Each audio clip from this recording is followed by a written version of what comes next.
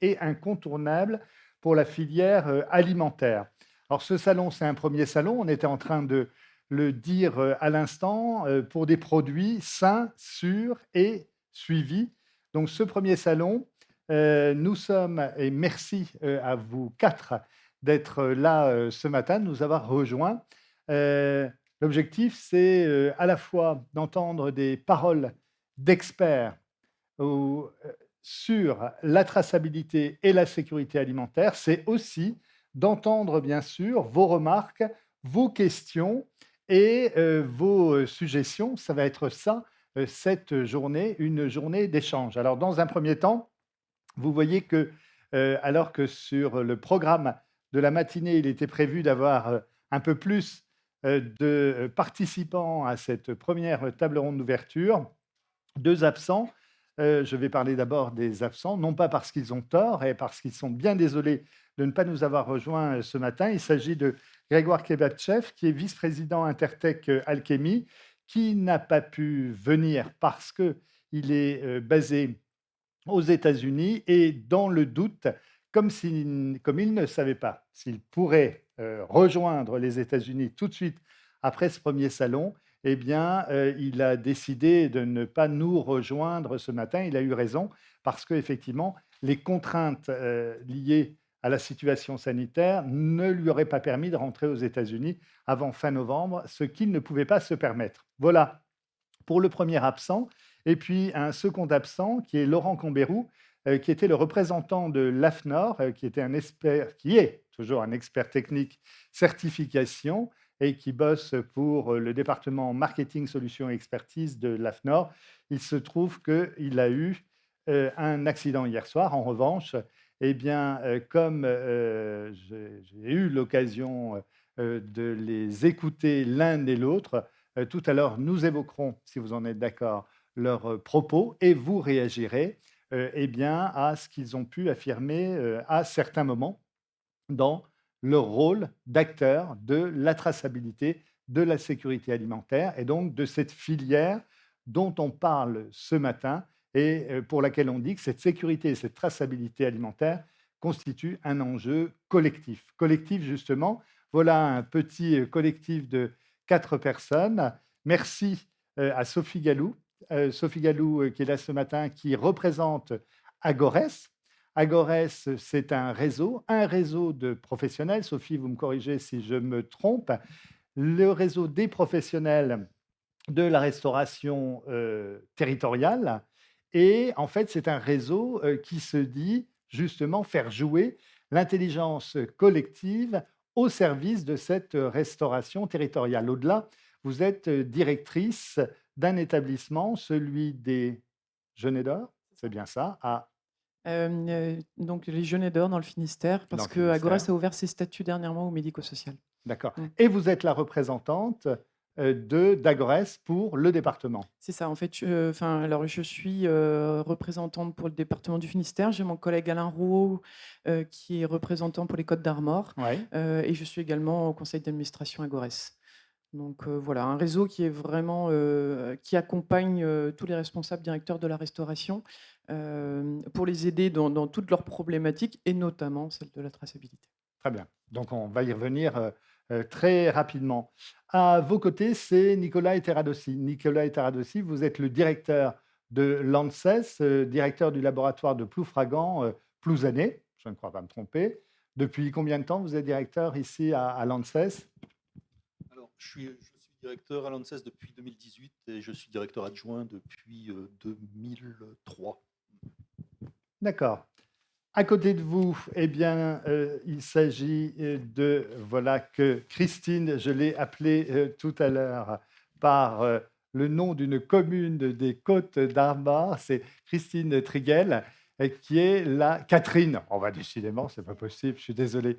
Catherine Triguel, qui est la représentante de la direction départementale de la protection des populations et plus particulièrement chargée, des aspects, liés aux fraudes. Alors, le service concurrence, consommation, répression des fraudes, donc qui est un des services de la DDPP. Et donc effectivement, chargé de la sécurité, de la loyauté sur tous les produits, alors alimentaires et industriels, hein, mais là, on va focaliser sur l'alimentaire. Absolument. Puis enfin, Guillaume Hardillon, qui représente Numalim et qui est directeur technologie et opération. Et opération, ça, Voilà. Numalim, société coopérative d'intérêt collectif fondée suite aux États généraux de l'alimentation et qui vise justement à faire en sorte que l'ensemble des acteurs de la chaîne alimentaire puissent créer de la valeur, partager ces données et créer de la valeur grâce à ces données de leurs produits, quelles qu'elles soient. Alors, on a bien vu que les documents qui valorisent ce premier salon 3S, ce salon de la traçabilité alimentaire, nous disaient que 56% des consommateurs renoncent à un achat par manque d'informations produits et 70% d'entre eux souhaitent connaître l'origine de leurs aliments et de leurs composants. Guillaume, vous aviez le micro à l'instant. Numalim, c'est quoi son job justement dans le cadre de tout ce travail autour de la traçabilité et de la sécurité alimentaire? Dans le cadre de la traçabilité, ça va vraiment être un facilitateur d'accès sur les moyens, facilitateur d'accès aux outils, facilitateur d'accès sur des méthodes de l'aide, de l'accompagnement. Au-delà des chiffres des consommateurs qu'on peut voir, aujourd'hui, on se rend compte que plus de la moitié des entreprises sont relativement peu sensibilisées à ces problématiques sur l'échange, l'interopérabilité des données, l'échange des données, et si elles le font en point à point entre des partenaires, il y a quand même un manque de maîtrise, il y a quand même un manque de compétences dans cette facilité à accéder à de la donnée, à diffuser de la donnée. Ça va être ça le rôle de Numalim, ça va être de faciliter l'accès aux données, de faciliter la diffusion de la donnée et de faciliter les échanges entre les différents acteurs, quels qu'ils soient amont agricole, industriels, distributeurs, partenaires, pouvoir public, consommateurs, vraiment sur l'ensemble de la chaîne alimentaire. D'ailleurs, on pourrait y revenir parce que tout à l'heure, à 11 heures, il y a une petite table ronde justement sur ces données et sur la gestion, la structuration des données. Sur le mode filière, on va le voir même aujourd'hui sur la sécurité d'une filière et la sécurité, c'est extrêmement important de raisonner. On parle de raisonnement collectif. Au-delà de moi, mon statut coopératif d'intérêt collectif, donc j'ai 2 fois le Ouais. collectif dans le statut de mon entreprise, mais on voit bien que ces notions de filière, ces notions de collectif sont extrêmement importantes pour favoriser, diffuser et faciliter la traçabilité sous tous ces axes. Et je pense qu'on va y revenir On va après. y revenir, absolument. Catherine, vous, le rôle de la DDPP, justement, dans cette dimension liée à la sécurité et à la traçabilité alimentaire. Au quotidien, c'est quoi? Vous Alors parlez le de quotidien, loyauté, ouais, notamment, oui, oui, et oui. ça, c'est un mot important, moi, qui m'a vraiment intéressé. Bah, parce qu'en fait, la CCRF est là pour veiller à la sécurité hein, des produits, mais également la loyauté.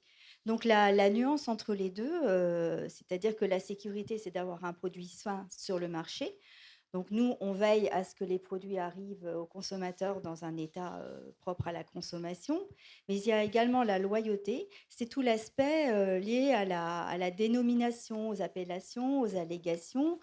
Je pense que vous vous souvenez hein, de l'affaire des lasagnes à la viande de cheval. Oui, Là. je crois que tout le Donc monde en s'en fait, souvient. Tout le monde m'en a parlé, en tous les cas. dans ce souci, il n'y avait pas de problème de sécurité du tout pour le consommateur. Par contre, au niveau de la loyauté, le consommateur achetait de la viande de bœuf, il avait dans son assiette de la viande de cheval. Donc en soi, il y a pas de souci, si ce n'est que le consommateur n'a pas eu le produit auquel il s'attendait. Il s'attendait. Donc, et ce sont beaucoup, enfin, là, on est sur une période où les allégations ont pullulé un petit peu sur ces derniers Ouais. mois. Et donc, on est là pour veiller à ce que les allégations soient conformes. Et la traçabilité est un moyen de vérifier la conformité d'un produit. D'accord. Voilà. Nicolas, vous, votre job, c'est quoi justement dans cette filière liée à la traçabilité? Quel acteur vous êtes? Alors, peut-être que pour bien comprendre la position et ce que l'on fait, il faut replacer ce que c'est que l'Agence nationale de sécurité sanitaire, hein, l'ANSES. On la connaît surtout au travers des avis qui sont publiés. L'Agence nationale de sécurité sanitaire s'occupe des aspects de sécurité sanitaire dans les domaines de l'alimentation, de l'environnement et du travail. Donc là, Ouais. on est dans le domaine de l'alimentation. Et son rôle, c'est de produire de la recherche appliquée et développer des activités de référence en soutien aux politiques publiques et en soutien aux politiques du ministère de l'Agriculture. Voilà. Donc, dans ce cadre-là, et pour le sujet de la traçabilité, nous, ce qui nous intéresse en termes de sécurité sanitaire des aliments, c'est d'arriver à tracer les contaminants de la chaîne alimentaire au long des différentes étapes de production. Donc, c'est plus que la traçabilité des aliments eux-mêmes, c'est la traçabilité des contaminants qui nous préoccupe. Et pour nous impliquer dans ces domaines-là, on a deux volets. Un volet recherche où on va développer des méthodes qui vont permettre de mieux détecter, mieux caractériser. Quand on va isoler une bactérie, essayer de, en utilisant des nouvelles séquences, des nouvelles méthodes de séquençage génétique, essayer de définir si c'est plutôt une bactérie qui vient du bœuf ou plutôt une bactérie qui vient des volailles, etc. Donc des approches technologiques pour mieux comprendre le cheminement des aliments.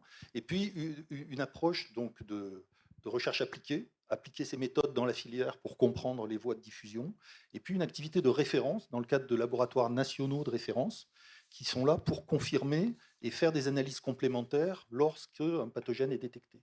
Et dans ce cadre-là, ces laboratoires nationaux de référence sont mobilisés dans le cadre des toxi-infections alimentaires collectives, par exemple, pour essayer de comprendre, en mettant en œuvre ces méthodes de caractérisation, s'il y a des liens entre différents foyers, si une bactérie qui a été isolée chez un enfant malade eh bien, est plutôt celle du steak haché ou plutôt celle d'une autre source. Voilà. Et donc, tout ce travail-là, c'est à la fois un travail de développement de méthodes, Ouais. d'application dans les filières, et puis d'application réglementaire dans le cadre des investigations qui sont bien sûr chaque fois coordonnées par la DDPP.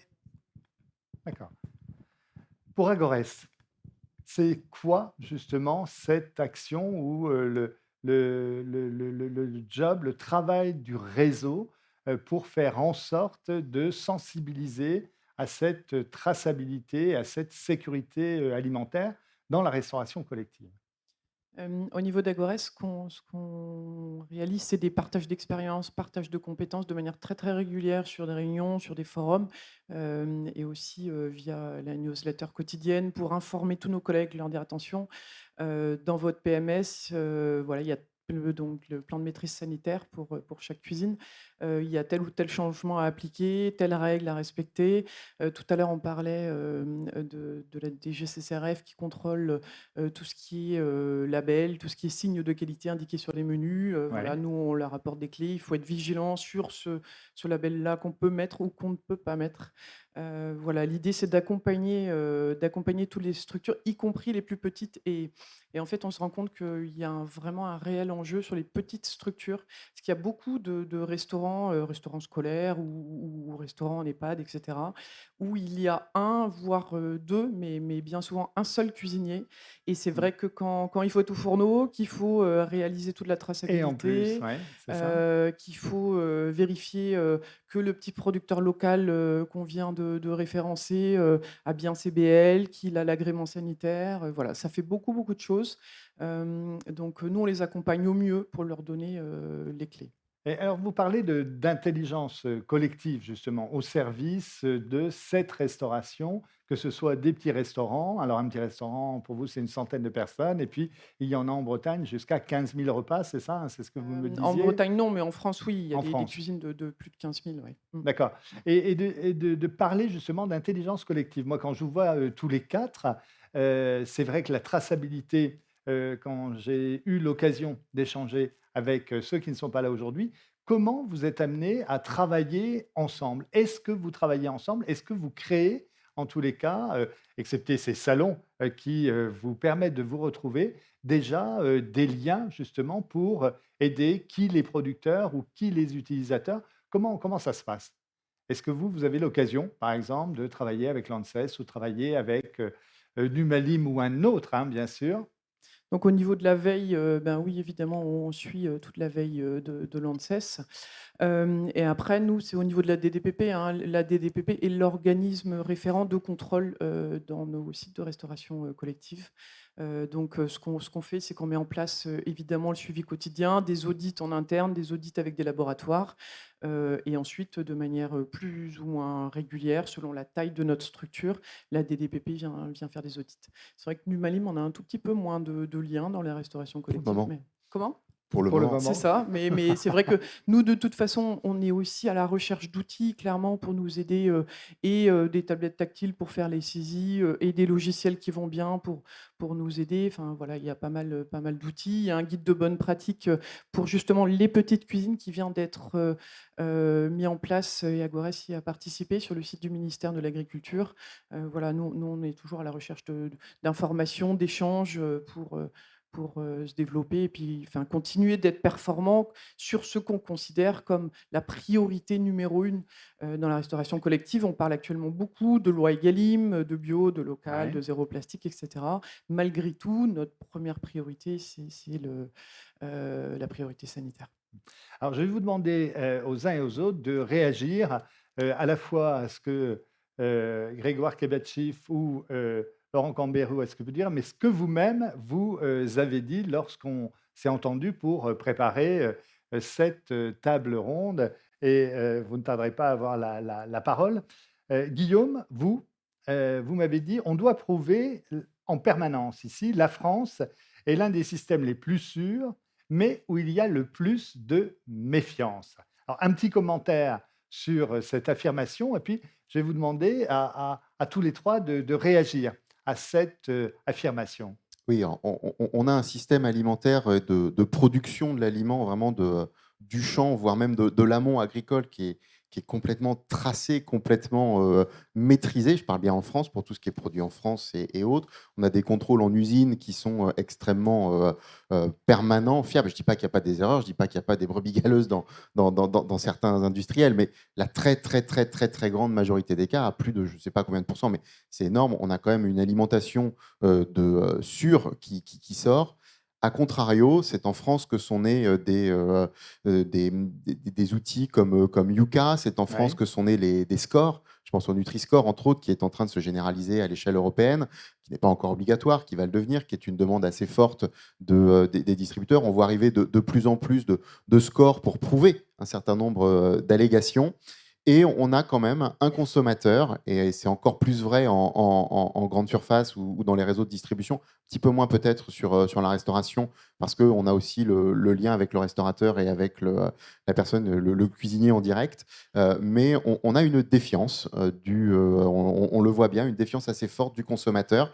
C'est d'ailleurs pour ça que sont nées des applications comme Yuka, comme l'application Il y a quoi dedans pour Système U, ou comme c'est quoi ce produit pour la CLCV, voilà, qui ont amené un certain nombre d'éclairages sur oui. sur ce que l'on fait. Et les scandales dont on parlait tout à l'heure, la viande de cheval, Lactalis ou autres sur ces problématiques, ont amené une défiance. La traçabilité, c'est un sujet compliqué. Retrouver les produits, c'est un sujet compliqué. Quand on voit les difficultés qu'a eu Lactalis pour retrouver les produits, c'est voilà. Mais du coup, voilà, on a cette défiance du consommateur qui s'est créée, alors que paradoxalement, l'alimentation est quand même très sûre en France et probablement à un des niveaux les plus élevés dans le monde. Alors justement, qui parle de défiance peut parler de reconquête d'une espèce de confiance, en même temps que de vous exprimer sur cette dimension de la défiance, savoir si vous avez des actions justement qui ont pour objectif de reconquérir la confiance ou des consommateurs ou effectivement des personnes qui sont susceptibles d'être dans cette chaîne de traçabilité. Catherine. Eh bien, c'est sûr que la DDPP, donc moi, je représente la CCRF, hein, la concurrence, consommation, répression des fraudes. On est bien une autorité de contrôle, donc on Oui, est là pour vérifier, comme je disais tout à l'heure, les allégations, vérifier que les aliments soient sûrs. Donc pour cela, on a des équipes d'enquêteurs qui vont sur place, donc qui vont dans l'entreprise, hein, qu'elle soit grande ou petite, qui vont chez les grossistes, qui vont à la distribution, dans les GMS, dans les petits commerces, qui prélèvent. On prélève des produits, on les fait analyser dans nos laboratoires. Donc ça, c'est pour l'aspect sanitaire. Et donc, on interroge, on regarde, enfin, c'est un esprit enquêteur, hein, c'est-à-dire qu'à partir d'un produit, que ce soit dans un restaurant ou dans une grande surface, on regarde de quelle façon il est présenté et on va remonter en amont pour savoir si ce qui est dit est la réalité. Donc, c'est le quotidien, hein, c'est le quotidien des enquêteurs de la CCRF. C'est de l'autorité de contrôle qui vérifie, qui essaye de rassurer les consommateurs. Donc les lois, la réglementation évolue aussi en fonction de cette défiance des consommateurs. Donc la loi INCO, hein, globalement sur l'étiquetage des produits, est Ouais. là pour renseigner le consommateur. Et le consommateur maintenant est averti de multiples moyens de s'informer. Et plus il s'informe, je dirais, plus il a envie d'en savoir D'en davantage et savoir d'être davantage. sûr de son Ouais. produit. D'accord. Donc, Nicolas? Oui, mais enfin, je pense que le paradoxe que vous soulignez, c'est que forcément, dans un système qui est bien surveillé, on détecte les anomalies, donc on communique Mmh. sur les anomalies, donc Ouais. le consommateur peut légitimement avoir l'impression qu'il ne se passe pas de semaine sans avoir des rappels de produits, etc. Mais quelque part, enfin, c'est pas la preuve de la faiblesse du système, c'est au contraire la preuve La preuve de la de force du système, l'efficacité. Ouais. hein, de l'efficacité du système. Donc nous, en tant qu'Agence nationale de sécurité sanitaire, en ANSES, la manière dont on intervient, c'est très en amont, hein, avec la tutelle des DDPP, avec la Direction générale de l'alimentation. Il faut savoir qu'il y a des plans de surveillance qui existent au niveau national, hein, qu'on appelle les plans de surveillance et les plans de contrôle. Donc l'ANSES contribue en échange avec la Direction générale de l'alimentation pour les contaminants, alors de mon côté, les contaminants microbiens de la chaîne alimentaire, à définir et à structurer ces plans de contrôle où il va y avoir des échantillonnages aléatoires, etc. Donc forcément, qui dit échantillonnage, dit détection, le cas échéant, d'anomalies, mais pas forcément parce qu'il y a des gens malveillants, mais il peut aussi y avoir des accidents de fabrication, etc. Donc ça, c'est un premier plan d'interaction. Puis notre deuxième plan d'interaction, beaucoup avec la DDPP, c'est la réception de demandes d'analyse d'approfondissement. Il ne se passe pas de journée sans qu'on reçoive d'une DDPP française des demandes d'analyse complémentaires pour aller caractériser qui est une salmonelle, qui est un campylobactère, qui allait investiguer un foyer de clostridie quelque part, Clostridium botulinum, l'agent du botulisme, etc. Donc il y a forcément de multiples interventions, et ces interventions-là, comme elles sont médiatisées, ce qui est normal, donne l'impression que finalement, il y a beaucoup de circonstances néfastes, alors que la réalité, c'est qu'on on parle pas des 99% qui vont bien. Absolument. de cas de production où tout s'est passé normalement, quoi. Mmh. Voilà. Sophie, vous affirmez, n'oubliez jamais le volet sanitaire, d'accord? Et par rapport à ça, oui, je Ouais, vous en prie. je vais juste continuer Ah, sur la première question, parce qu'en effet, oui, pour rejoindre ce que disaient mes collègues, en restauration collective, on en parle souvent quand il y a des tiacs. Et voilà, parce qu'évidemment, ça fait toujours le buzz. ouais, D'ailleurs, ce qui nous pose problème, c'est qu'on en parle bien souvent avant même qu'il y ait eu l'enquête, donc avant même qu'il y ait eu les résultats. Donc pour nous, en restauration collective, c'est toujours assez violent enfin, voilà, parce qu'il y a des cuisines qui sont mmh, mises sur le devant de la mmh, scène.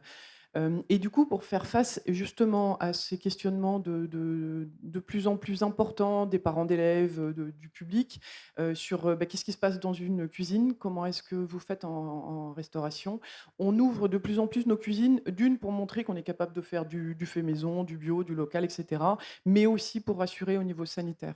On affiche qu'on a des contrôles des DPP, il y a des cartes interactives d'ailleurs maintenant, hein, pour que enfin, la personne puisse aller regarder le niveau sanitaire de la ouais. cuisine, et on les affiche, et on est aussi justement, on essaie d'aller vers eux pour les rassurer, pour leur dire, bah voilà, dans la restauration collective, on est aussi capable de faire des choses très bien, et venez le voir, on n'a pas honte d'ouvrir nos cuisines, et au contraire, quoi. Pour abonder dans le sens de votre démonstration, quand on a eu l'occasion d'échanger, heu, effectivement, ça, vous m'en avez, parlé et moi-même, je cherchais un mot que je ne trouvais pas et j'ai utilisé, je ne sais pas si vous vous en souvenez, C'est le mot d'empoisonnement. Et alors, Sophie réagit Ah bah immédiatement, oui, justement, me raconte ses histoires. Elle me dit: «Ah bah non, vous n'allez pas vous y mettre, vous ouais. aussi». J'ai Je trouvé ça cherchais violent, et en et fait, heu, c'était super. Enfin, ouais. c'était super. C'était particulièrement intéressant Mmh, parce que c'est vous dire l'impact, mmh, effectivement, qu'à certains moments, même quand on est, un peu averti, je dirais mmh. qu'un peu averti, eh bien, comment on peut détourner, C'est en ça. fait, et l'impact que de dire à un cuisinier ou en tous les cas à des personnes qui ont Mmh. bossé en cuisine que quelque part ils ont empoisonné quelqu'un, c'est énorme, alors que C'est ça. intoxication suffisait Ouais, ouais, et amplement. c'est Je énorme, me mais souviens de ce malgré moment-là. tout, ça reflète, la réaction que peut avoir le public, certaines fois, en fait. En cas de tiac, Ouais, alors que bon, il y a des fois où il y a des responsabilités avérées, soit, mais des fois, c'est pas du tout le cas et malgré tout, les premiers mots, ils sont de ce ressort-là, ouais. quoi. Hein, hein. Donc c'est pour ça, on en discutait tout à l'heure, évidemment, tout l'intérêt de faire tout le travail qui va bien, déjà d'une pour respecter les bonnes pratiques et mettre tout en place pour être dans les clous et de 2 pour communiquer, pour rassurer. Je vais vous demander de réagir à un propos de Grégoire, qui me disait: «Aujourd'hui, la traçabilité ne se limite plus aux risques qualité et hygiène, mais aux risques environnementaux. Les risques liés aux personnes, aux conditions de travail, à l'équité homme-femme, au travail des enfants. Et ici, il existe des disparités importantes entre pays». Qu'est-ce que vous nous dites de cette affirmation? Est-ce qu'Agorès a justement une approche des autres dimensions? Vous nous dites que n'oubliez jamais le volet sanitaire, la dimension RSE, responsabilité sociétale, comment vous la gérez? Comment ça se passe pour vous? Déjà au niveau environnemental, on le voit bien, par le biais de la loi Egalim, et qui va dans le très bon sens pour plus de bio, plus de produits sous signe de qualité, en priorisant le local. On parle aussi, de contenants plastiques qu'on va avoir obligation de supprimer. Tout ça va dans le très bon sens et d'ailleurs, Ouais, c'est aussi pour ça qu'Agorès a une place importante, auprès des collègues parce qu'il y a beaucoup de choses qui arrivent et il faut les accompagner et les mener de la meilleure manière possible. Donc voilà. Au niveau, RSE, ben, on parle aussi du volet social évidemment, de l'accompagnement des cuisiniers qui sont dans nos structures. On parle aussi de médico-social et surtout d'inclusion et j'ai un collègue qui est dans la salle qui est aussi dans l'inclusion dans nos cuisines et tout ça évidemment ça a beaucoup de sens. Le mot «sens», justement, je rebondis dessus pour dire que c'est ce qu'on cherche dans nos métiers et la RSE est ouais, vraiment un levier au niveau sens qui est très important. bien sûr. Nicolas? Mais alors, bon, nous, en tant que CANSES, on n'est pas directement impliqué dans l'évaluation de ces aspects-là, encore que dans l'expertise que l'ANSES rend pour le gouvernement, elle est en train de développer un volet sciences économiques et sociales de façon à pouvoir intégrer dans son évaluation de l'action publique une appréciation de l'impact socio-économique des mesures de gestion. Donc cet aspect-là pourrait, in fine, faire l'objet d'une analyse dans les avis d'expertise de l'ANSES. Moi, en tout cas, ce volet RSE, au travers des collectifs d'établissements de recherche auxquels on appartient, Ouais, que ce soit le pôle de compétitivité valoriale sur l'aliment de demain, que ce soit l'Institut Carnot Agri-Food Transition, enfin, qui sont toutes les deux des structures basées en Bretagne et qui sont là pour développer la recherche partenariale, on voit bien que dans tous les plans de développement de ces instituts qui sont là donc pour faciliter la recherche appliquée dans les entreprises et les partenariats sur ces points-là. Tous les volets traçabilité et RSE sont pris en compte. Donc très clairement, ce sont des sujets qui sont importants. Il y a un aspect dans ce que vous dites qui me paraît important, c'est pas seulement sur le RSE, hein, déjà à commencer sur l'aspect sanitaire, qui est comment valoriser hein, les aspects de traçabilité. C'est-à-dire que la traçabilité, c'est bien sûr d'une part la sécurité du consommateur avec rappeler aussi précocement que possible des produits qui pourraient présenter un danger pour le consommateur, ça c'est sûr. Enfin, la majorité des produits ne présentent pas de danger pour le consommateur. Et pour ces produits qui sont parfaitement conformes, l'enjeu c'est comment est-ce qu'on valorise l'effort de traçabilité. Alors c'est sûr qu'il y a les aspects enfin, travail, ouais. responsabilité RSE, etc. Mais déjà, si on était capable de valoriser l'aspect traçabilité, sécurité sanitaire des produits qui ont fait l'objet de la sécurité, enfin, des efforts de traçabilité à la française tout au long de la chaîne de production, comme vous l'avez mentionné tout à l'heure, qui n'est pas une démarche forcément très répartie au niveau international. Je veux dire, il n'y a quand même pas beaucoup de pays qui s'intéressent à garantir la sécurité à toutes les étapes du process hein. Il y a aussi des pays qui disent, bon, bah, à la fin, on sécurise un grand coup en stérilisant un grand coup, en irradiant un grand coup, etc. Et hop, ça se rassure à la sortie. Ce n'est pas du tout l'approche française qui a décidé de travailler à toutes les étapes. Et quand on décide de travailler à toutes les étapes, il faut justement tracer ce qu'on a été capable de faire à toutes les étapes pour pouvoir le valoriser.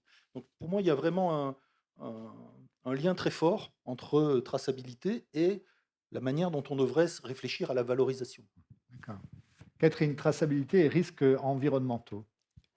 Justement, ce que je disais tout à l'heure, hein, on n'est pas le service d'hygiène pour la Ouais. CCRF à la DDPP. Donc nous, on intègre effectivement toutes les données. On essaye de suivre le mouvement qui est enclenché au niveau national. Et donc, les allégations dont je vous parlais tout à l'heure, il y a aussi les allégations environnementales. Et justement, on a cette approche intégrale sur un produit, à la fois d'où il vient, la manière dont il est vendu. Donc, je pense notamment au circuit court, hein. Ce sont des éléments qui sont beaucoup développés avec la crise actuelle du Covid.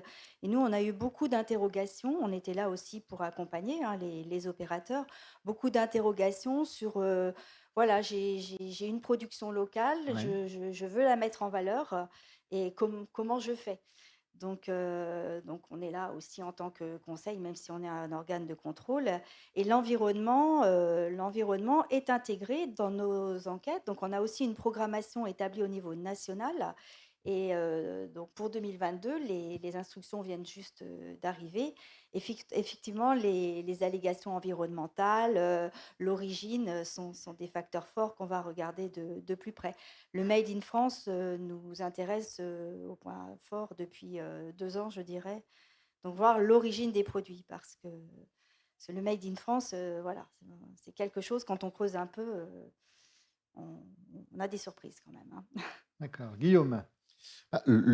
Ces enjeux sont extrêmement importants. Quand on parle de traçabilité, on ne parle plus uniquement de la traçabilité sanitaire d'un produit ou d'un respect de cahier des charges entre deux industriels ou entre un industriel et un distributeur ou entre un amont agricole et un consommateur, même en passant toute la chaîne.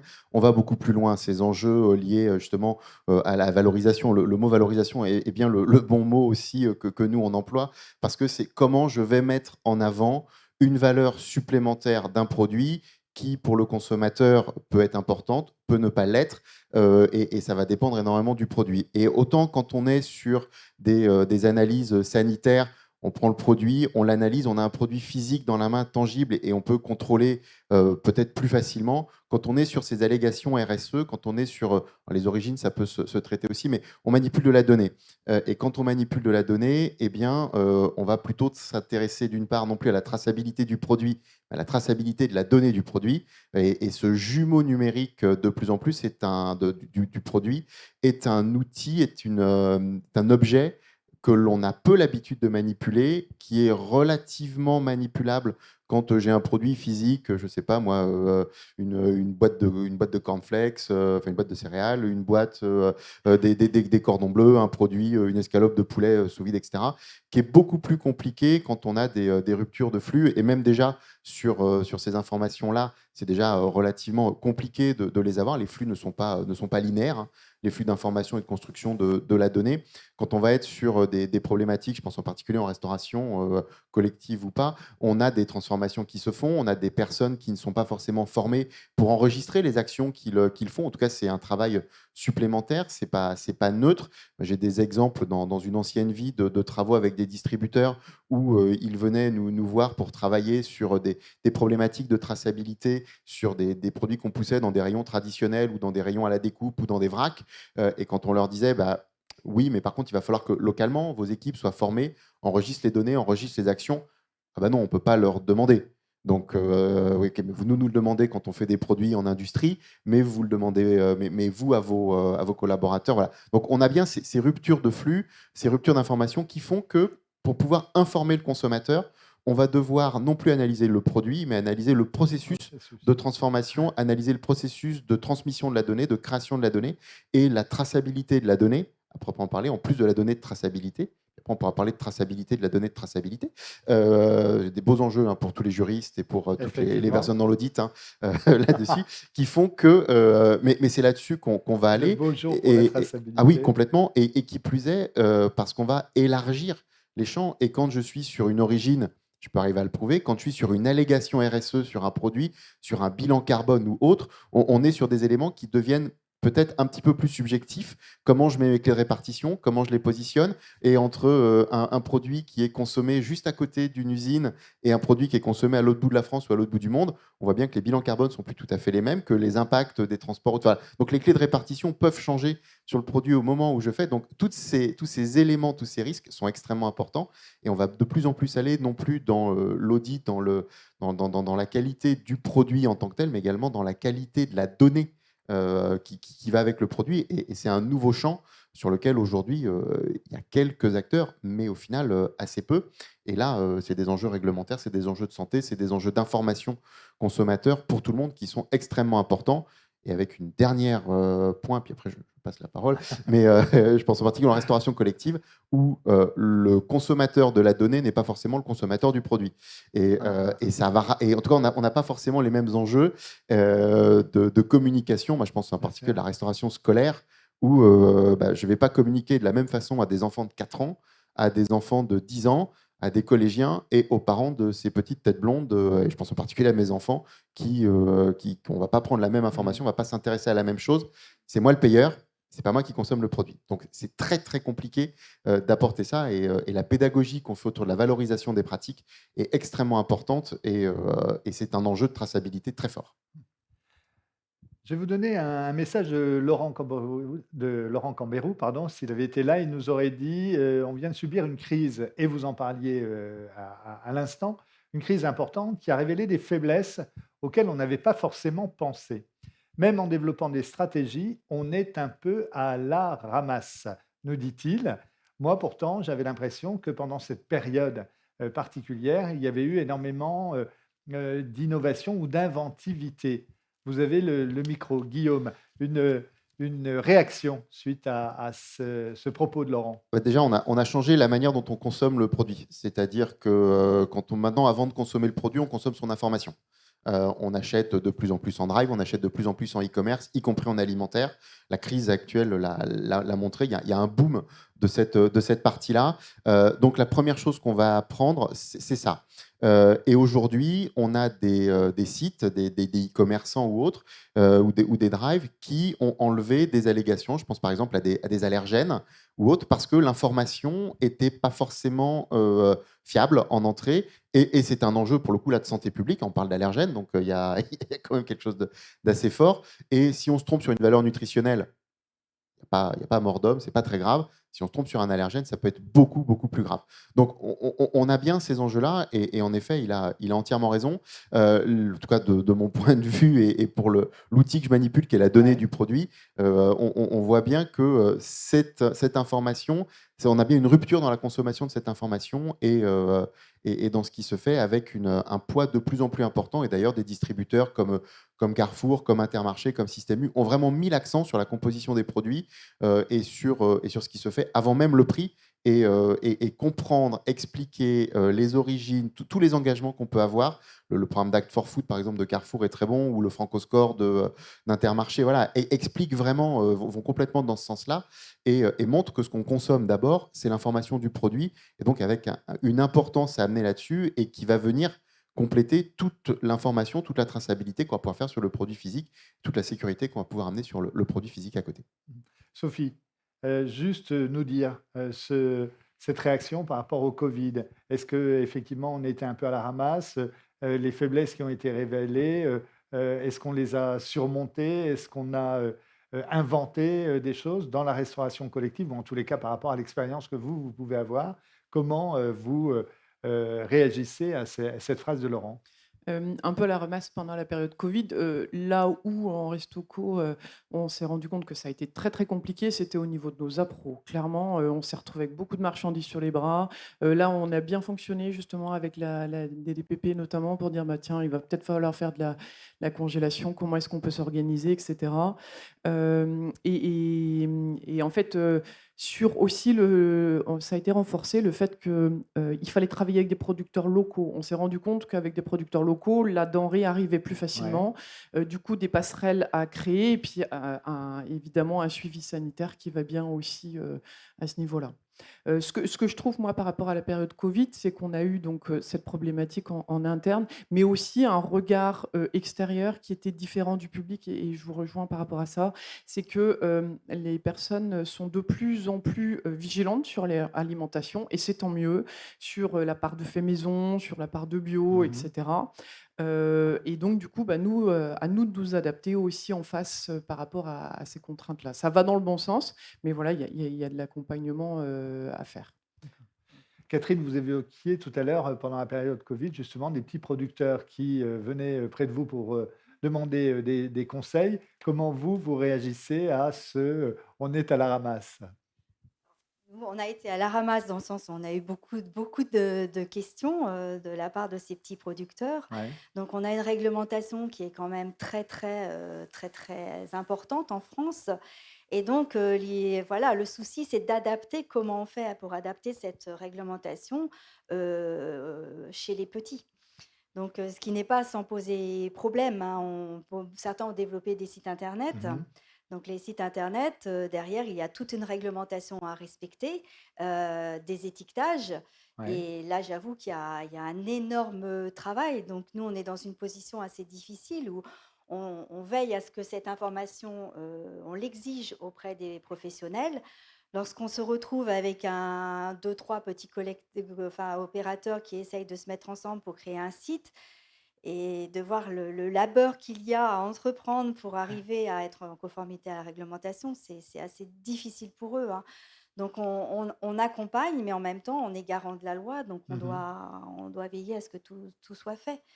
Alors Mais ju ce sont des sujets qui seront à l'avenir très, très intéressants parce que le local, c'est aussi ça. Ce sont des gens qui ont moins de moyens. ouais. Donc voilà, il faut trouver une méthode pour eux de valoriser leurs produits. Mmh. Parce que souvent, la valorisation, ils ne sont pas obligatoirement dans cet objectif-là. Ils font du bon produit, ils ne le mettent pas toujours en avant.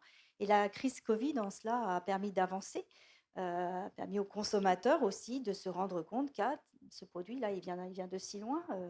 Il y a eu un afflux dans les circuits courts là, sur les premiers mois, c'était énorme. C'était énorme. Oui, oui, Ah oui. oui, oui, oui. Ouais, Mmh mh. ouais, tout ce Donc qui est l'accompagnement, j'imagine, mais vous aussi, vous accompagnez justement les producteurs locaux quand Bien vous sûr. allez ouais. les oui. On les accompagne Mmh. déjà en vérifiant, dès qu'il y a de la transformation, qu'il y a bien l'agrément sanitaire et puis aussi, alors, il y a pas mal de collègues dans l'association qui sont dans les structures, territoriales, donc dans la fonction Ouais. publique, avec les marchés qui vont avec, des rédactions Ah de oui. marchés qui Mmh. sont parfois très lourdes et on est obligé de Ouais. vraiment accompagner les producteurs pour leur dire: «Attention, il y a un marché qui va arriver, vous devez répondre à tel point». Ouais, ouais, ouais. Et c'est vrai, si on les accompagne pas, on C'est les a pas pas, hein, c'est possible. pas Ouais, possible. En c'est pas fait, possible. la chambre d'agriculture et la maison de l'agriculture biologique font aussi un gros travail à ce niveau-là, Mmh. mais nous, à notre niveau, de travailler en local, avec des petits producteurs, ça demande vraiment beaucoup d'investissement. Alors on a un retour sur investissement parce que c'est vraiment, Ouais, ouais. très important, ça a beaucoup de sens. N'empêche qu'il faut vraiment les accompagner. Mmh. Nicolas, alors juste, par rapport à ce «on est à la ramasse», vous, comment Alors, vous réagissez? enfin, bon, moi, je ne pense pas qu'on soit à la ramasse. On est dans une période de changement de modèle C'est avec clair. un fort développement de circuits courts qui étaient moins prévalent, qui était moins présent avant. Donc très clairement, les systèmes de surveillance de la production qui ont été mis en place, ils étaient plus adaptés à des systèmes très centralisés qu'à une multitude de petits points de production tels qu'on souhaite les voir émerger dans les circuits courts. Donc ça impose 2 choses. La 1re chose, c'est que ça impose une évaluation des changements, en lien avec l'émergence de ces nouvelles modalités. Donc on a, par exemple, des gros programmes dans toute la France pour essayer de voir si on change les différents types de modalités d'élevage du porc, quelles sont les conséquences sanitaires, quelles sont les conséquences en bien-être, quelles sont les conséquences économiques pour l'éleveur, etc. Donc, tous ces aspects-là doivent être pris en compte parce que si on change la taille du système, eh bien forcément, l'ensemble comme vous l'avez très bien dit, les moyens dont dispose l'opérateur pour assurer la sécurité de son système, les moyens d'investissement changent aussi. Donc c'est important que les moyens qui sont développés, les outils qui sont développés pour surveiller la traçabilité et l'enregistrer à tous les niveaux, soient des outils qui soient ergonomiques à tous les niveaux, qu'il n'y ait pas simplement comment dire, une grande structure très organisée qui puisse s'emparer des outils permettant de garantir la traçabilité. Ça, c'est le premier point. Donc, on est dans une période de mutation. Il faut l'évaluer et l'accompagner en développant des outils pour les différents types d'élevage ou de systèmes de production qu'on veut voir émerger. La deuxième chose que je voudrais dire par rapport à on est à la ramasse et la crise Covid nous met dans la crise Covid, elle nous a aussi renvoyé cuisiner chez nous. Ouais. Et je pense que dans la sécurité alimentaire, il y a la sécurité de la matière première, il y a la sécurité des opérations de transformation, et puis il y a la sécurité de la conservation et de la transformation finale au domicile. Et je pense qu'on ne peut pas renvoyer l'ensemble de la sécurité alimentaire uniquement. Alors, c'est un prérequis de base, hein, que la denrée fournie au transformateur final soit sûre. Très bien. Mais encore faut-il ensuite que les bonnes pratiques de cuisine domestique soient aussi respectées. Enfin, je veux dire, voilà. Moi, le premier, je peux faire mon examen de conscience sur la manière dont je range et je nettoie mon frigo. Quoi, hein. Donc, voilà. Et c'est important, je pense, de continuer à communiquer comme ça, parce que le meilleur système de traçabilité et de surveillance du monde ne peut donner que ce qu'il a, hein, c'est-à-dire un produit sûr à l'utilisateur final. Et ensuite, il reste quand même une transformation finale à prendre. D'accord. Alors, avant de donner la parole à la salle, deux étapes de cette table ronde. Je vous avais demandé à chacun bien, de poser ou d'imaginer poser une question à un de vos camarades de table ronde. Sophie, à qui avez-vous envie de poser une question? À Catherine, À Catherine. de la DGCCRF, pour lui dire qu'en fait, dans la restauration collective, en effet, tout à l'heure, on parlait de la réglementation INCO, avec tous les affichages qui vont bien au niveau allergène, au niveau origine des viandes, etc. Parallèlement à cette mise en place, il y a un gros travail effectué dans la restauration collective, dans toutes les cuisines, sur la loi Egalim, pour plus de bio, plus de labels. Et on voit, en fait, pas trop en Bretagne, mais au niveau national, il y a pas mal de contrôles DGCCRF qui ont déjà été enclenchés sur des contrôles au niveau des menus, en disant: tiens, vous avez indiqué le logo AB, alors que vous n'êtes pas vous n'avez pas été certifié EcoCert dans votre cuisine, vous n'avez pas le droit de mettre ce logo AB, il faudrait l'indiquer différemment. Est-ce qu'au niveau de la DGCCRF, c'est une question que je remonte et que d'autres collègues ont déjà remonté aussi, vous ne pourriez pas avoir plutôt un rôle d'accompagnement dans un premier temps, déjà pour informer sur ce qui a le droit, pas le droit? Nous, on essaie de le relayer au niveau d'Agores, mais on se rend compte qu'il y a beaucoup de choses qui tombent sur le dos des cuisines là, en ce moment, et certains, au niveau de leur affichage, notamment sur les labels et les produits bio, elles sont un peu perdues. Donc la question, c'est, avant de faire du contrôle, est-ce qu'il ne pourrait pas y avoir une phase de sensibilisation de la part de la DGCCRF? Alors Catherine, quelle réponse? Alors Cet normalement, accompagnement. la sensibilisation, on l'a fait. Par contre, on est vraiment un organe de contrôle. Localement, on répond aux attentes. Enfin, moi, je suis allée à des réunions, des conférences au niveau des producteurs bio. En fait, il faut qu'on ait une demande pour le faire, mais on est tellement peu. On est 14 hein, pour les 14, oui, c'est ce que départements. vous disiez. 14. Ouais. Donc 14, on doit déjà veiller à l'urgence. Et on est dans l'urgence quasiment tous les jours depuis quelques années. Par contre, jamais on enverra quelqu'un balader, entre guillemets. C'est-à-dire que toute question qui arrive chez nous, on apporte une réponse autant qu'on le peut. Donc après, la restauration collective au sein de la DDPP est plus suivie par le service SSA sur l'aspect hygiène, mais normalement, mes collègues me remontent les demandes concernant les allégations qui sont effectivement de notre ressort. Le Donc, service SSA, c'est quoi? Désolé. alors, c'est le service sécurité sanitaire des aliments au sein de la D'accord, DDPP, ouais, donc ils sont plus spécialisés sur la restauration collective. Nous, on fait des contrôles sur la restauration privée. Ok. Ce qu'on fera, c'est qu'au niveau d'Agores, on fait des réunions régionales tous les ans.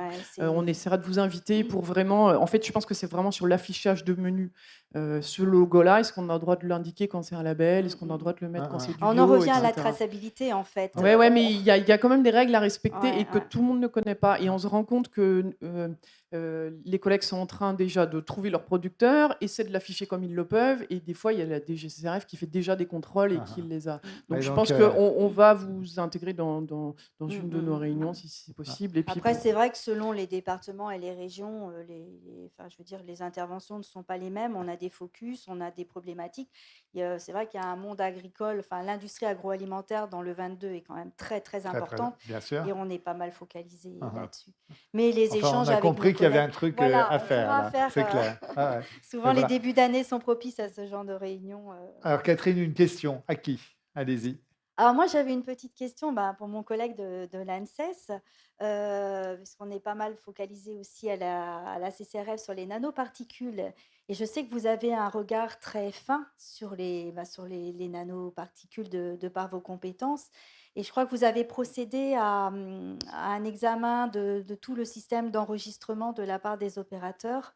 Et en termes de traçabilité, voilà, je voulais savoir où on en était, parce que vous étiez un petit peu suspicieux sur la traça à ce niveau-là. Nicolas, assez rapidement la réponse. Oui, c'est un alors peu- ce sera c'est un d'autant petit peu plus, ce sera particulier. d'autant plus rapide que finalement, c'est pas du tout malheureusement le domaine du laboratoire que j'ai le plaisir de De diriger. Ploufragan, ouais.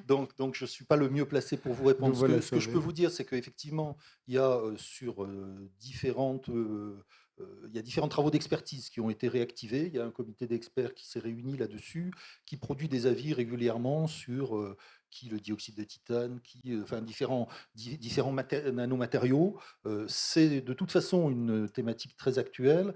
Nous, notre comment dire, approche, elle est, enfin, pour le laboratoire que je dirige, elle est plus du côté des résidus, hein, c'est-à-dire nanoplastiques, microplastiques, et la manière dont tout à l'heure, vous avez dit Ploufragan, Plouzané. Donc à Plouzané, on a une unité qui travaille sur la filière piscicole, et notamment sur la manière dont ces résidus-là pourraient se retrouver et interagir au niveau des poissons avec la résistance aux maladies infectieuses. Mais au niveau de l'ANSES, globalement, il y a un effort effectivement de reprise en compte et d'expertise sur l'ensemble de ces sujets nanoparticules qui est en cours et qui se matérialise par les avis qui sont publiés régulièrement. Qui sont arrivés aussi aux ouïes des consommateurs, hein, qui sont attentifs. Et c'est vrai qu'on a encore du mal à bien maîtriser ce sujet, nous aussi. D'accord. Nicolas, une question. À qui? Alors moi j'avais une question pour mon collègue de Numalim parce Ça que tombe bien, je franchement, vous êtes parfait. Voilà, enfin, je suis particulièrement intéressé par la manière dont les outils numériques qui pourraient être développés pourraient justement profiter aux différentes échelles de production. C'est-à-dire en gros comment fait-on pour que les outils numériques de la traçabilité puissent être mis à disposition des petites structures également. C'est une vraie bonne question d'intégration de ces outils, de déploiement de ces outils. Les contraintes réglementaires sont les mêmes qu'on s'appelle Nestlé ou qu'on soit le petit producteur local, Ouais. voire le petit transformateur local qui fait des bocaux et qui met dans des circuits courts. On a un socle réglementaire qui est exactement le même. Quand je suis Nestlé, quand je suis Savencia, quand je suis Lactalis ou autre, je peux avoir des armées de juristes qui permettent de tracer tout ça. Quand je suis un petit, il faut que je sois capable d'externaliser toute cette partie-là. L'un des enjeux de Numalim, c'est justement de fournir, alors nous on a une place de marché de données, hein, de la mise en relation d'acteurs, de la mise en relation de services pour garantir, on en sélectionne un certain nombre de manière inclusive pour pouvoir pousser ces outils vers le consommateur, vers l'utilisateur de cette donnée. Alors, quand je parle de consommateur, c'est consommateur de la donnée, c'est consommateur du produit et de l'outil pour le déployer. On essaye systématiquement de calibrer ces outils pour catégorie d'utilisation. Le rôle de Numalim, c'est pas de servir ces quelques 25 grands groupes, ces quelques 300, 400 grosses ETI, mais c'est de prendre sur les 18 500 entreprises de l'alimentaire, de vraiment prendre les 14 500 qui font moins de 2 millions d'euros de chiffre d'affaires et qui du coup sont extrêmement importantes, et de leur pousser ces outils et de leur pousser ces solutions et de les aider, de les accompagner. Donc on est là pour les aider, pour les prendre par la main et pour leur pousser des solutions, ou en tout cas un nombre de solutions restreintes pour les amener. Oui, Nicolas, vite Oui, fait. et est-ce qu'au travers des outils qui sont mis à disposition tout au long de la chaîne, vous ressentez une volonté de partage de la donnée également? Parce que forcément, qui dit traçabilité dit pouvoir se référer à une base de données qui nous dit que telle chose a été observée à tel endroit. Or ça, c'est un enjeu de partage des données.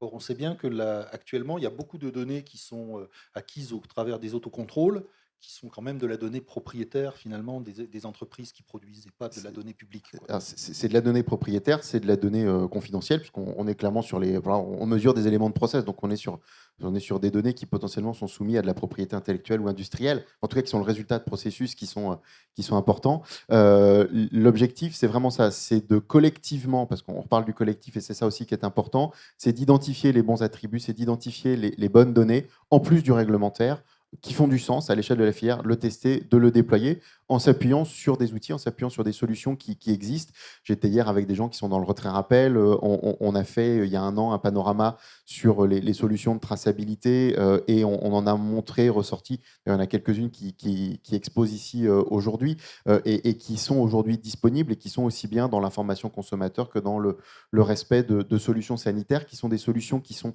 adaptées à des moyennes structures ou à des grosses structures. On a été capable comme ça de traiter ce panorama-là de solutions pour justement aider, accompagner, donc pouvoir orienter plus facilement et déployer plus facilement ça. Mais en effet, quoi qu'il arrive, de toute façon, la donnée, il faut la pousser et il faut contrôler la donnée en entrée de ces systèmes. Il y a pas mal de tables rondes sur des technologies, je pense à la blockchain, entre autres, aujourd'hui, qui permettent déjà de faciliter une diffusion de données, une accessibilité de la donnée.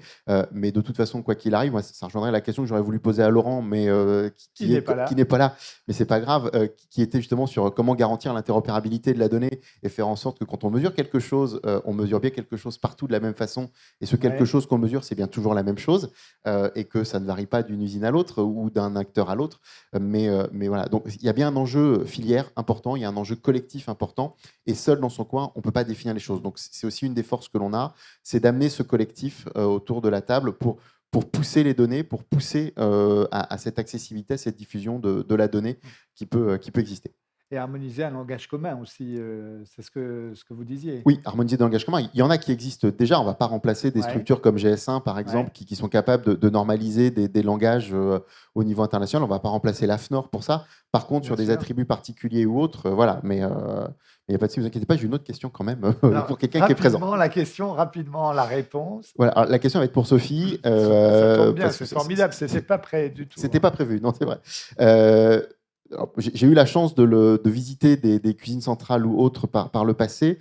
J'aimerais que vous expliquiez concrètement les difficultés que vous avez au quotidien pour saisir les données. Moi, j'avais vu entre autres des gens qui découpaient des étiquettes, qui avaient les mains grasses ou autres. Voilà. Mais pour garantir cette traçabilité, pour montrer combien c'est compliqué, difficile de le faire et ce à quoi vous faites face au quotidien. C'est vrai qu'au niveau de traçabilité, il y a vraiment beaucoup d'étapes. Donc de la réception sur le quai de livraison, où en effet, soit on découpe, soit on fait des secondes étiquettes, soit on prend toutes les notes pour faire en sorte que déjà la denrée soit tracée à l'entrée. Ensuite, il faut la stocker. Soit rentrer à l'informatique la donnée de traçage, ou alors en version papier. Ensuite, on la transforme. Il faut bien arriver à la suivre. Et puis ensuite, ça part chez le client. Donc c'est vrai qu'on est vraiment de la fourche à la fourchette. Il y a de nombreuses étapes, parce qu'après, par-dessus ces étapes de traçabilité produit, il y a toute la traçabilité température. Il y a la livraison qui est très importante. Quand on la dépose chez un client, il faut vérifier la température de ce qu'on a déposé chez le client. Enfin, il y a à beaucoup de niveaux, c'est important. Et le suivi, c'est vrai, est parfois un peu archaïque, surtout dans les petites cuisines, où en effet, on se retrouve parfois à découper les étiquettes et puis à les stocker dans des pochettes qui vont bien. Donc c'est pour ça que pour nous, le développement de nouveaux outils est vraiment précieux, et sur du gain de temps et sur de la facilité, clairement. Et du coup, en cas de contrôle? Comment ? En cas de contrôle, du coup? En cas de contrôle, de toute façon, les organismes de contrôle s'adaptent, parce que par rapport aux outils qu'on a mis en place, on a toujours une obligation de résultat. Donc à nous de trouver les meilleurs moyens pour mettre en place ce suivi-là, mais on a dans tous les cas une obligation de résultat. Oui, Ok. tout à fait, je confirme, hein, peu importe le moyen, les étiquettes un peu grasses découpées sous plastique, pour nous, enfin voilà, Vous les utilisez, ouais. Vous les peu, regardez. peu importe le Ouais. moyen, nous, on Mhm. veut absolument savoir, Cette savoir d'où possibilité de vient le reconnaître la produit, connaître sa traçabilité. vie, Mhm. son D'accord. cheminement de la fourche à la fourchette, mais peu importe les moyens, et on sait très bien que les logiciels les plus complets ont aussi un coût, et pour les petits, Difficilement ça demeure une accessible. problématique Mhm. importante, le coût et l'investissement. Alors, avant de passer la parole au public, je vous avais demandé aussi à chacune et chacun de penser à une espèce de message des messages. C'est-à-dire, si vous n'aviez qu'un truc à dire à celles et ceux qui sont en face de nous, qu'est-ce que ça serait? Sophie, vous aviez la parole, allez-y. Moi, juste pour tous les collègues de restauration collective, c'est de leur dire, malgré tout notre souhait de se développer en lien avec la loi Egalim, la qualité organoleptique, le bio, le local, etc., n'oublions jamais, jamais le suivi sanitaire. C'est la base de nos métiers et il ne faut jamais y déroger. Voilà. Super, merci. Nicolas, le message des messages de l'ANSES. Ben, effectivement, la sécurité sanitaire, c'est la pierre, vraiment la base de notre système. Il faut le maintenir de la fourche à la fourchette. Et pour ça, face à l'émergence des nouveaux circuits de distribution, il faut absolument qu'on développe les solutions qui permettent de garantir cette traçabilité, cette sécurité sanitaire des aliments dans les différents systèmes de production, y compris les plus courts, les plus petits qui sont en train d'émerger actuellement. Catherine? Moi, je vais complètement recentrer sur la traçabilité, hein, et je dirais que c'est le moyen de protéger les autres, mais aussi pour les opérateurs de se protéger. Puisque dès lors qu'il y aura un contrôle, c'est le moyen de prouver que le maillon faible n'est peut-être pas lui, mais un autre en amont. Et ça, le seul moyen de le prouver, c'est effectivement de rester sur une traçabilité intègre. Guillaume? Alors moi, au-delà des contraintes qui sont parfaitement exprimées et autres, moi j'y vois une vraie opportunité, c'est-à-dire que maîtriser, montrer ce qu'on fait et le prouver, c'est une vraie opportunité de se différencier, de créer une valeur supplémentaire, d'aller chercher de nouveaux marchés et de faire sortir cette ferme France, ces cuisines France, cette food France, peut-être du marasme auquel elle peut être. J'y crois pas, mais en tout cas de les faire sortir et de valoriser, d'aller chercher une nouvelle valeur, de nouveaux clients et une vraie opportunité pour l'ensemble des acteurs de la chaîne alimentaire. Super, merci. Merci en tous les cas à vous quatre déjà. Je pense qu'on peut applaudir nos camarades de table ronde. Et puis, eh bien, on a un tout petit peu de retard, une, deux ou trois questions si vous en avez, parce que je sais que chacune et chacun a des obligations, qui d'ateliers, d'autres conférences. Ah, là-haut, quelqu'un, je peux vous emprunter. Ah ben voilà, il y a quelqu'un là-haut. Non, c'est bon, il y a quelqu'un là-haut. Oui, bonjour, merci. Bonjour. Et donc, Clotilde Argentré de la BEA, l'Association bretonne des entreprises agroalimentaires. J'avais une question pour Madame Triguel de la DDPP.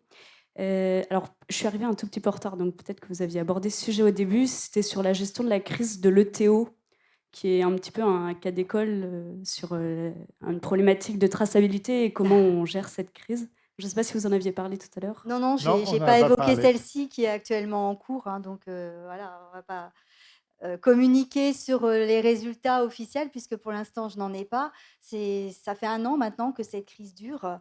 Donc pour recadrer un petit peu le contexte, hein, ce sont nos amis belges, hein, puisqu'on fonctionne sur un système quand même européen, qui ont détecté la présence Oui, c'est ce que d'oxyde d'éthylène vous me disiez l'autre dans jour. Ouais.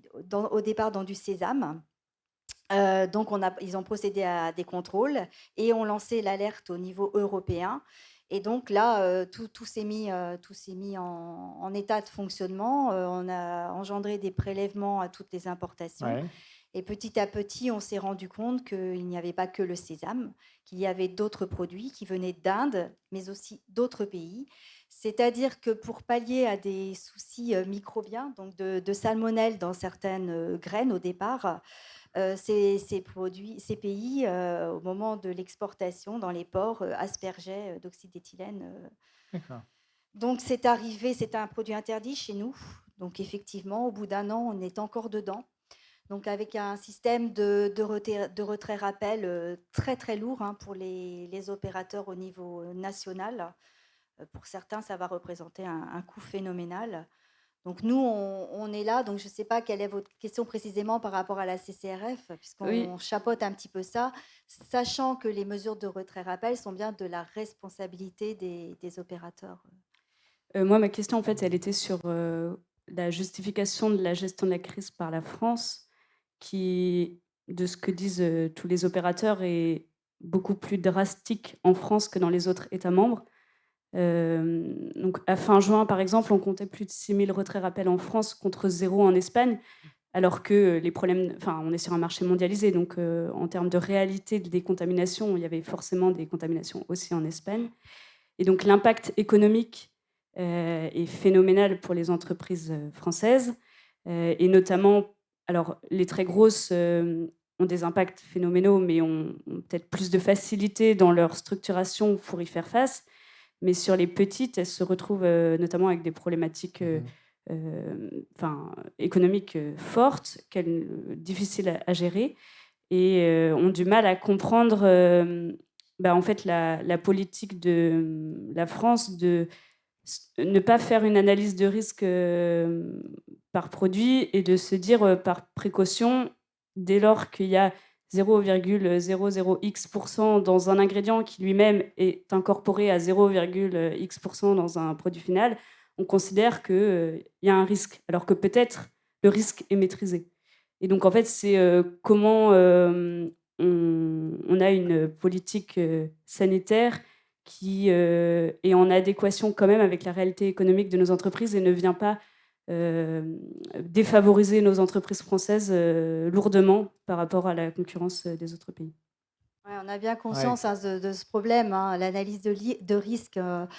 J'ai pas plus tard qu'il y a quelques semaines, là, j'ai reposé la question. On évolue, mais la France ne fait que respecter la réglementation européenne. Après, ce qui se passe en Espagne, voilà, j'ai envie de dire, je peux pas. Après l'affaire Lactalis, dont on a parlé tout à l'heure, on est très précautionneux, mais on respecte pour l'instant les règles. Donc, effectivement, ce problème, pour expliquer, c'est-à-dire qu'un Rapidement, voilà, rapidement, un qu'on puisse avoir une ingrédient, deuxième on question, parce qu'on va demande, pas passer. on Vous aurez demande l'occasion de vous voir, peut-être. on demande aux entreprises d'effectuer un retrait-rappel Oui, des oui, oui. produits qui ont intégré la matière première On a bien contaminée, compris. quel que soit le pourcentage d'intégration. D'accord. Donc pour l'instant, la réglementation, c'est ça, sauf pour des produits dont on n'a pas connaissance de la LMR, où là, bon, on a réajusté. Mais le point de vue économique, on en a bien conscience. Bon, les assureurs prennent le relais. Maintenant, comment dirais-je, la politique France Relance veille aussi à ça. Donc, il ne faut pas hésiter à dire aux opérateurs qu'ils se rapprochent des ministères compétents pour vous aiguiller en cela, avoir des aides. Une Normalement, c'est du autre, ressort des peut-être une autre assurances. question. Il y a quelqu'un qui... Voilà, allez-y. Bonjour, Jean-Rémy Bonjour. Delgenès, Agrial. Je voulais savoir, dans un contexte de crise concernant les Ouais. consommateurs, la défiance qu'ils peuvent avoir face aux produits qu'on propose, et face à la multiplication des pollutions des matières premières agricoles, comme les résidus d'OGM ou les mycotoxines ou encore les métaux lourds dans certains produits. Je voulais savoir particulièrement comment la DGCCRF et l'ANSES comptaient anticiper ce niveau de risque émergent qui va se développer avec l'avancée des technologies scientifiques, et comment garantir aux consommateurs la traçabilité, on va dire, sur la sécurité sanitaire des aliments qui va arriver. Nicolas, une approche de réponse, et puis après, je suis désolé, mais on... Alors, une partie est contenue dans votre question, parce que vous dites qu'il va se développer avec les avancées scientifiques. En l'occurrence, les équipes de l'ANSES, elles travaillent à ces avancées scientifiques. Ouais. On a la plateforme, je vous disais tout à l'heure, la plateforme de séquençage de nucléogénétique à haut débit de l'ANSES, qui est basée à Ploufragan. Ce sont des bioinformaticiens qui développent des algorithmes pour détecter les séquences génétiques dans des matrices complexes. Très clairement, ils travaillent pour essayer de voir quel type c'est un pipeline bioinformatique on peut développer pour aller détecter une séquence d'OGM à l'intérieur d'une matrice alimentaire complexe. Donc, avant qu'on puisse mettre ces outils à disposition, encore faut-il les avoir développer, tester, évaluer. Donc ça, c'est des choses qui sont en cours. De la même manière sur les nouvelles méthodes de détection des résidus pour les contaminants chimiques. Là encore, ce n'est pas notre laboratoire, mais c'est le laboratoire de Fougères qui le fait, toujours en Bretagne. Ils sont à la pointe des nouveaux équipements, ils acquièrent sans arrêt des nouveaux équipements pour justement tester dans quelle mesure les nouvelles technologies permettent de mieux détecter les résidus, confère ensuite la mise en œuvre dans le cadre des plans de surveillance dont je parlais tout à l'heure. Donc voilà. Donc, la réponse ANSES, elle est là, elle est évaluer les nouvelles méthodes de détection pour voir ce qu'elles peuvent apporter dans le cadre des plans de surveillance. Très bien. Une petite précision, très vite fait, parce qu'il faut qu'on libère la salle et qu'on rejoigne une salle effectivement, où il y a une autre conférence. On va très vite. En fait, la CCRF intègre tous les risques émergents dans sa programmation. Mais évidemment, voilà, on a besoin des chercheurs parce qu'il n'y a que quand l'analyse sera possible que nous, on pourra agir après et sanctionner éventuellement. Mais voilà, on dépend complètement des laboratoires pour ce type d'infraction éventuelle. Bien. Merci à vous. N'hésitez pas, toute la journée, effectivement, il y a d'autres conférences, il y a les stands sur lesquels vous pouvez vous rencontrer. Merci à vous quatre. 1 heure, finalement, c'est hyper court. On se rend compte, il y avait énormément de choses à dire. Finalement, heureusement que vous n'étiez que 4, parce qu'à 6, il aurait fallu quasiment 2 heures. Merci encore et très, très belle journée à vous et merci d'avoir participé à cette première conférence. Merci. Merci à vous, bon salon. Merci, bonne journée.